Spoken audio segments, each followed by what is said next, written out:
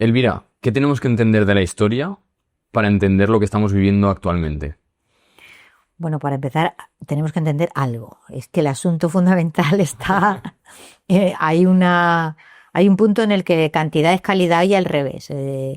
Necesitas mínimo ciertas nociones fundamentales, que ya es que no se tienen, es que la mayor parte de la población, sobre todo de una cierta edad para abajo, no tiene ni lo básico. Entonces, Ya. todo resulta, me lo planteo, ¿no? Es todo tan nuevo, pues puede que no sea todo tan nuevo, ¿no? Ya. El ser humano se ha visto a lo largo del tiempo enfrentado en más de una ocasión a enormes cambios que tenían, que sucedían a su alrededor y con los que a veces no podía lidiar, etcétera. O sea, pero la sensación que yo tengo ahora mismo es que ya no se enseña, hay algo que es anterior a la comprensión de la historia, que es la comprensión del tiempo. Comprensión del Sí, tiempo. la comprensión del tiempo. O sea, el ser humano de forma natural no construye una idea del tiempo, por decirla de una manera fácil, del tiempo extenso. El cerebro humano conceptualiza el presente y pasado. Y ese pasado es todo pasado. O sea, está el presente y lo demás es todo pasado. Es un saco indistinto. La idea del tiempo extenso, del tiempo que discurre a lo largo de siglos y en el que uno puede distinguir lo sucedido hace 5 siglos de lo sucedido hace 10 siglos, eso es una construcción absolutamente artificial en el cerebro humano. Es decir, hay que enseñarla. Es como multiplicar. Uno no nace sabiendo multiplicar. Total. Te tienen que enseñar, ¿vale? No aparece por sí solo. Por sí solo el ser humano desarrolla muchas capacidades, pero esa no es una. El desarrollo del tiempo extenso, digamos, es el producto de un sistema educativo que empezaba a construir esos conceptos muy pronto en el cerebro y a partir de una cierta edad ya iba desarrollándose, ¿no?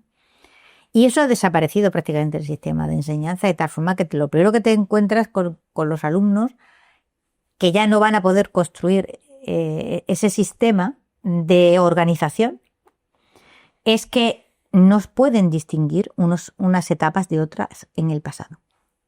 Es todo pasado y ya está. Es todo pasado. Y entonces, a partir de una cierta edad ya no se puede. De la misma forma que está demostrado que el sistema decimal o entra antes de los 12 años o ya no entra. O sea, entra mal, cogido con pinzas, se tiene a lo largo de toda la vida dificultades para poderlo manejar. Pues esto es algo muy semejante. Y entonces se ha dejado de hacer como se ha dejado de practicar la aritmética. Y a partir de ahí, como no tienes capacidad para construir una línea del tiempo en torno a la que organizar los acontecimientos, todo es un puro amontonamiento. Entonces, me has preguntado por la historia. Bueno, para poder tener una idea de historia y de evolución histórica necesitas que eso tenga un soporte. Y ese soporte primero es el soporte del tiempo, de la línea de tiempo, que es fundamental para poder posicionar los hechos, las épocas, etcétera, etcétera. Y ahí es por donde se hunde por la base el sistema. Y entonces no puedes construir conocimiento. ¿No ves que no tienes dónde posicionarlo? Va todo al mismo sitio, al mismo saco, al mismo totum revolutum. Al olvido. al olvido o el montón. Claro. Al olvido o al montón.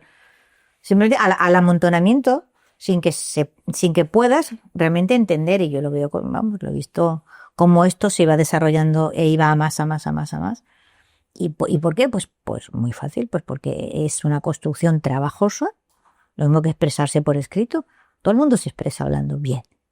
O sea que si viene en el sentido de que atina más o menos a decir lo que quiere decir y lo dice. Es algo que le ponga muchas dificultades. Otra cosa es expresarse por escrito. Eso es otra cosa. Eso es una construcción artificial. Y hay que currársela.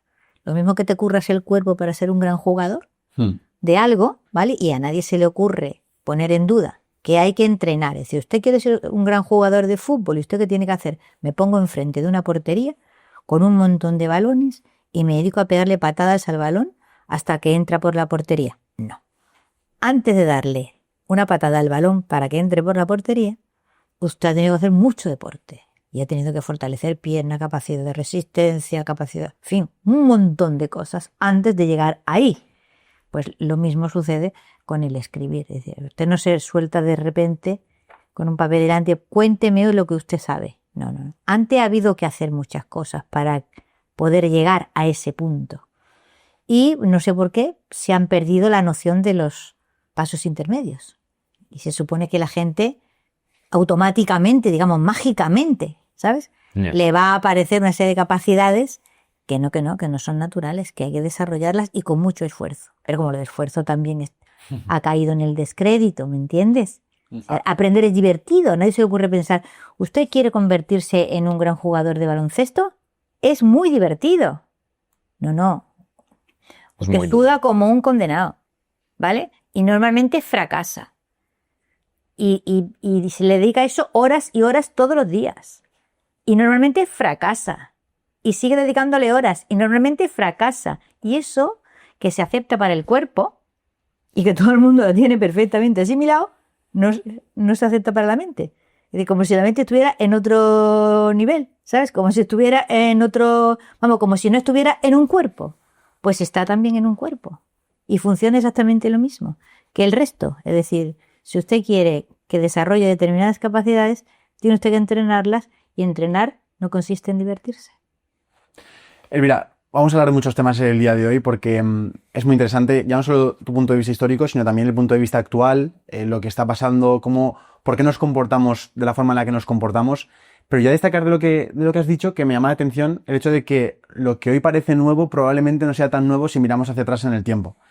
Y haciendo un análisis para la gente que no ve mucho las noticias, no sabe lo que está pasando, no se ha informado, y tenemos que actualizarle a esa persona de lo que está sucediendo actualmente a nivel mundial, en un primer lugar, ¿cómo lo describirías a esa persona que no tiene ni idea de lo que está sucediendo así a nivel geopolítico, global, mundial, el momento de transición que estamos viviendo? Y después, si ves algún tipo de relación con algún otro momento de la historia. Es decir, si ves que esto ya es un déjà vu de lo que hemos vivido anteriormente. No, exactamente un déjà vu. La historia se repite hasta cierto punto, ¿vale? Que es decir, las grandes crisis se parecen unas a otras en cuanto a síntomas, como el desconcierto, la aparición de tendencias políticas disruptivas o como las queramos llamar, normalmente en forma más o menos revolucionaria o de venta de paraísos posibles a los que se agarra una población que se siente muy desesperada y piensa que es posible de alguna manera alcanzar una cierta seguridad. En fin, en ese sentido sí hay unas repeticiones de la historia, ¿no?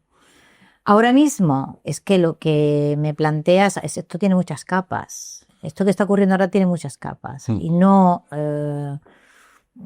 es posible poner todos los problemas, no soluciones. ¿No hay soluciones? No hay. Eso hay que quitarse la idea mágica de que es posible encontrar soluciones. No. Hay que primero encontrar el problema, identificarlo y estudiarlo. Los varios problemas que están interactuando. ¿Cuáles son los problemas? Vamos a ver. ¿Por dónde empezamos? ¿Por dónde empezamos?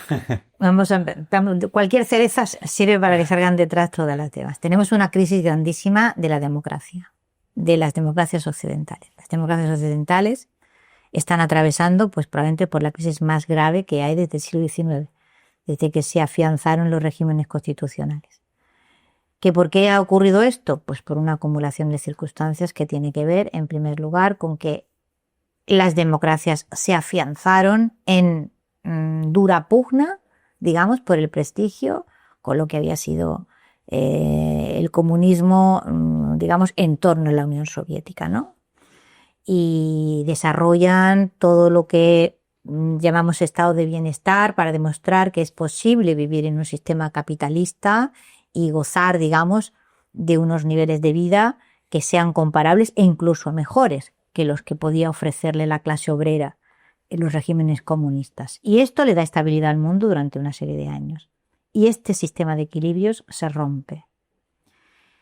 Las democracias están desacreditadas porque, en primer lugar, se ha producido una especie de explosión de la corrupción que todo el mundo percibe de una manera insultante. En segundo lugar, porque esas democracias se han convertido en regímenes extractivos y sobre todo regímenes extractivos para las clases trabajadoras. Cualquiera que mire las estadísticas sabe que las rentas del trabajo han ido cargando más y más y más y más con la carga impositiva de las haciendas de las distintas democracias. O sea que pensamos que lo están pagando los ricos y lo están pagando realmente los trabajadores. Totalmente. Mire usted la línea de evolución de los impuestos, pero no solo su país, la Gran Bretaña, etcétera, etcétera. O sea, esto ha ido subiendo a más, hasta unos niveles realmente insultantes, ¿no? Todo el mundo percibe, esto lo siente en la piel, ¿sabes? Todo el mundo lo siente en la piel. Entonces, por una parte, esas democracias ya no se sienten, esos regímenes políticos con un sistema constitucional democrático ya no tienen la presión, ¿vale?, que les obligaba a mantenerse firmes y derechos, como decía el poeta Manrique. Es que es un poema muy bonito. Después os lo cuento si queréis. Claro. Esa presión ya no existe. Por lo tanto, y a esa conjunción de circunstancias tienes una tercera, que es que ha aparecido el mundo digital. Y por lo tanto hay una dificultad grandísima en los estados, y la dificultad no se la podemos negar. O sea, para hacer tributar a las grandes corporaciones internacionales, o sea, el capitalismo financiero a nivel global, que está fuera de control completamente. Fuera de control desde el punto de vista tributario. O sea, porque un Estado lo primero que tiene que hacer es recaudar correctamente. Y si no recauda correctamente, cae automáticamente en el descrédito. Y eso va elevado al cubo si se trata de una democracia. Porque la democracia es un régimen político que necesita más que cualquier otro de la virtud ciudadana, de la virtud cívica. ¿Vale? Solo lo sostiene, digamos, la racionalidad de su planteamiento y el hecho de que reclama de sus ciudadanos un comportamiento de su clase política que sea especialmente ejemplar. Cae muy fácilmente en el descrédito. Una dictadura no cae en el descrédito y no arrastra a sus ciudadanos detrás, porque el poder es absolutamente autocrático, ¿vale? Y tú lo odias, estás enfrente, no te identificas con él y lo soportas. Pues insultar tranquilamente, eso no te implica a ti, pero las democracias no. Las democracias, en la medida en que tiene gobiernos que han sido elegidos por sus ciudadanos, en su descrédito arrastran completamente al Estado y al país. Y eso es lo que está ocurriendo con nuestras democracias occidentales. Entonces, por simplificar, que no es simplificar, que es complicar, yo no sé hasta qué punto estamos asistiendo, evidentemente, a una enorme crisis de las democracias occidentales y al mismo tiempo, de una manera inseparable o que nos cuesta mucho separar, a una crisis del Estado-nación. O sea, del Estado-nación tal y como se solidifica en la parte primera del siglo XIX, cuando los regímenes constitucionales consiguen, digamos, sustituir a lo que había sido el mecanismo del antiguo régimen que se basaba en las monarquías. Y ante eso, pues la situación, oye, a partir de aquí pueden pasar un montón de cosas. Pueden ocurrir, pues, que efectivamente, o sea, los estados terminen diluyéndose en lo que Varoufakis llama feudalismo digital, una suerte de, digamos, de micropoderes que controlen los territorios relativamente pequeños, mientras que hay gigantescos poderes a nivel planetario, digamos, habrá los grandes lobos, los lobos pequeños, pero las instituciones intermedias desaparecerán. Es posible que esto suceda, es posible que no, es posible que los tres grandes megaestados que todavía controlan sus fronteras y controlan su territorio, que son China, Rusia y Estados Unidos, en gran crisis para nuestras penas, puedan en un momento determinado hacerle frente, digamos, a ese gran monstruo invisible que es el capitalismo global, el capitalismo financiero global, en que cualquiera de las grandes corporaciones maneja más dinero que un Estado y lo puede llevar a la quiebra, como de hecho ha ocurrido y ejemplos ha habido, ¿no? Claro. Es decir, esto era algo impensable 20 años antes, por ejemplo, lo que pasó con la quiebra de la bolsa británica cuando Soros la puso patas arriba, ¿no? 20 años antes era impensable que una cosa de porque el Estado estaba lleno de recursos que le permitían reaccionar y le permitían actuar. Ahora ya no tiene prácticamente ninguno. ¿Pero qué ha pasado con los recursos? ¿Han sido todos los corruptos o qué ha pasado con todos esos recursos? A ver, insisto, una parte tiene que ver con el desarrollo de la vida digital. Es decir, ¿cómo controlas tú ahora mismo el dinero si en lo que es una fracción de segundo, un euro que estaba en Antequera o en Zaragoza, ¿entiendes? Le ha dado 3 vueltas al mundo antes de que le haya dado tiempo a la Hacienda de cualquier estado a darse cuenta de por dónde el euro pasó. Ya. ¿Entiendes? Entonces, ¿eso qué ha hecho? Que la tributación se haya ido allí donde puede ir, porque al otro lado no puede. Claro. ¿A dónde puede ir? A las rentas del trabajo, que son las que están controladas, la gente que está viviendo en un territorio, y ahí tributa. ¿A dónde muerdo? Donde puedo, porque ya no puedo morder en el otro sitio. Y es evidente que no ha sido capaz ni la Unión Europea ni las instituciones internacionales de ponerle el cascabel al gato, de decir, oye, que esta gente, que se están moviendo millones y millones y millones de dólares, de euros, etcétera, etcétera, por el mundo sin control tributario de ninguna clase. Ya. Y entonces, claro, ¿qué ocurre a continuación? Pues que todo el mundo percibe esto. De unos serán capaces de verbalizarlo de una manera más discursiva y coherente y racionalizarlo, y otros no. Otros simplemente desarrollarán ira y frustración. Y esa ira y esa frustración pues están en peligro de cualquier flautista de Hamelin que pase por la vera tocando la flauta y diciendo, esto vengo yo a arreglarlo, que tengo el truco, no tiene nada, que va a tener. Pero es explicable que esto suceda, ¿no? O sea, digamos, a mi modo de ver, esta es la gran cuestión. La gran cuestión ahora es pues si los 3 megaestados que se mantienen firmes todavía van a poder o no van a poder. Pero 2 de ellos no son democracias, prácticamente, o sea, una redondamente no lo es, China, y no lo niega.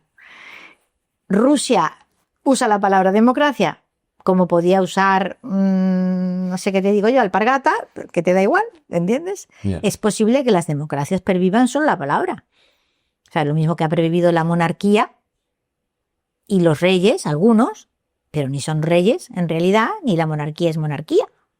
Ha pervivido la palabra, simbólicamente, pero carente por completo ya de sustancia, de contenido, de realidad, ¿no?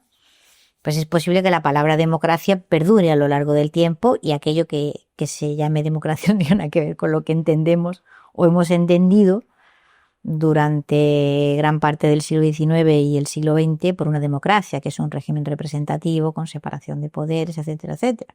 En teoría eso sí que lo tiene Estados Unidos. Estados Unidos va perdiendo también quilates democráticos a ojos vista, ¿no? O sea, por eso te digo que no es fácil distinguir hasta qué punto estamos frente a una gran crisis de la democracia o ante, además de una gran crisis de la democracia, una gran crisis del Estado como tal. Es decir, es que el Estado no es lo mismo que la democracia. El Estado ha existido a lo largo de muchos siglos con regímenes tributarios más o menos organizados, con una administración de justicia, con un sistema de defensa, etcétera, etcétera. Eran estados, no eran democracias.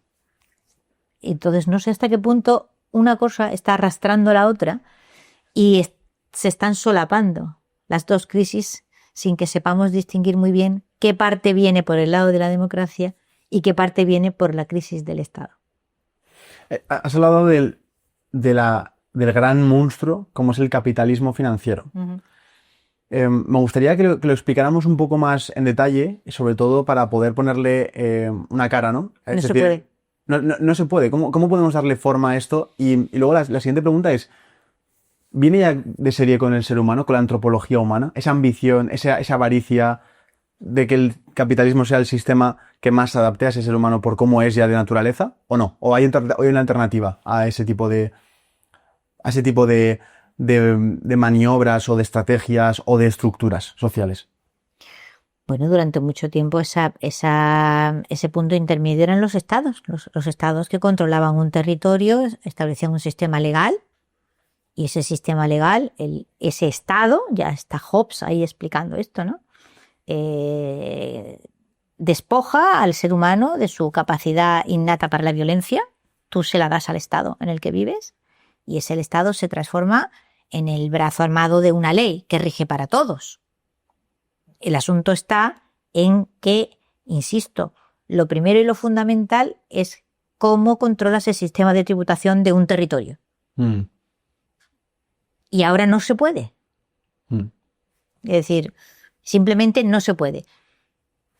Siguiente pregunta. ¿No se puede? Es decir, realmente es imposible construir un sistema a nivel planetario, ¿vale?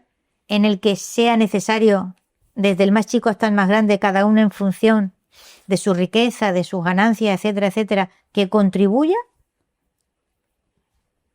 lo que tiene que contribuir, pagando impuestos como todos los pagamos para que haya, digamos, una serie de servicios generales. ¿Es imposible o es que se ha tirado la toalla? ¿Se ha tirado la toalla? Yo creo que en gran parte también se ha tirado la toalla. No se ha peleado por evitar, digamos, esto. Se ha ido dejando ir el asunto a más y a más hasta que, bueno, hasta que estamos en esta efervescencia en la que ahora mismo estamos. Es que la mayor parte, una parte grandísima de la población confunde los problemas que los estados están teniendo con la democracia. Claro, como no van a confundir el régimen político con el sistema. A ver, todo el mundo no tiene por qué tener, pero todo el mundo paga impuestos. Claro. Eso de cajón. Todo el mundo paga impuestos y todo el mundo está endemoniado porque el acceso a la vivienda y porque cosas que pensábamos los occidentales que ya estaban conseguidas, eran como ya está, ya hemos llegado hasta aquí, ¿no? Ya tenemos esto más bien, la mar de bien organizado, tenemos un buen sistema de salud, tenemos una educación pública bastante bien, en fin, el estado de bienestar. Esto era como, ya está, ya hemos llegado hasta aquí y esto está conseguido, territorio conquistado. Y se está viniendo abajo ¿en qué? En nada.